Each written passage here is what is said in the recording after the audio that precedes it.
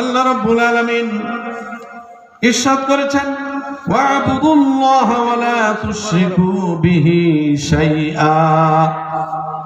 তোমরা একমাত্র আল্লাহ তাআলার ইবাদত করো। কার ইবাদত করো? আল্লাহর ইবাদত।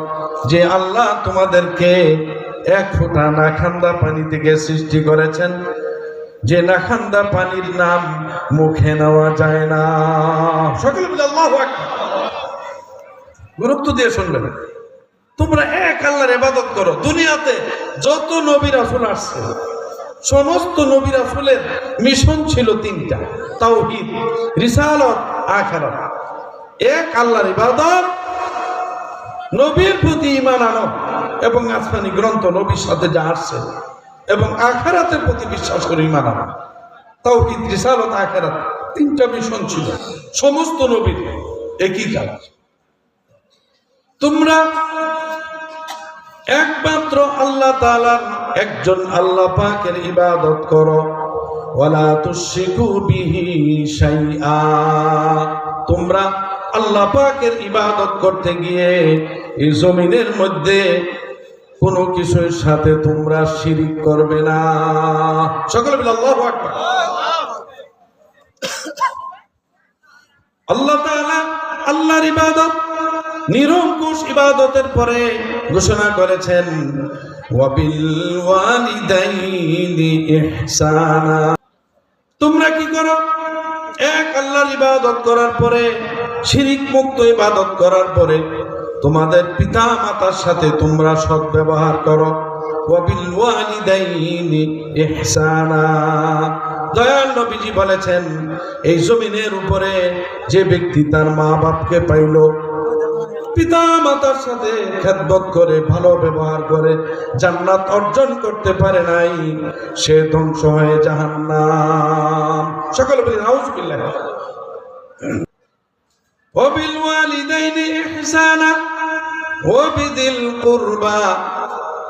পিতা মাতার সাথে সদ্ব্যবহার করলেই শুধু চলবে না, ওয়াবিদিল কুরবা, তোমার আত্মীয়দের সাথে ভালো ব্যবহার করবে। আল্লাহু আকবার।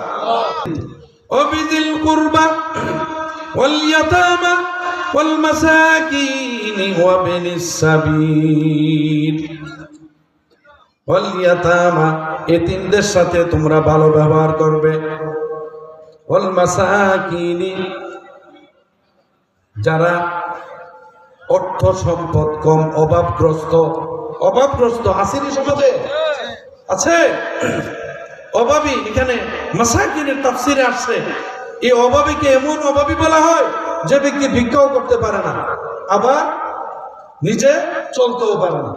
এই ধরনের লোক দেখে দেখে যারা তোমরা ধনী আছো, তোমরা তাদেরকে সহযোগিতা করো।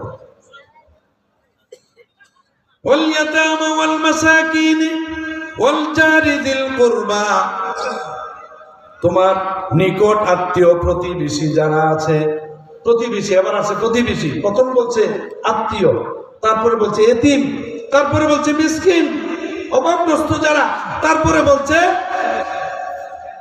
তোমার নিকট আত্মীয় প্রতিবেশী যারা আছে। ওয়াল জারিল জুনুবি, প্রতিবেশীর মধ্যে আত্মীয় ছাড়াও প্রতিবেশী আছে, আল্লাহ পাক তাকেও বাদ দেয় নাই। যারা নিকট আত্মীয় প্রতিবেশী, আবার অনাত্মীয় প্রতিবেশী, আত্মীয় না কিন্তু প্রতিবেশী।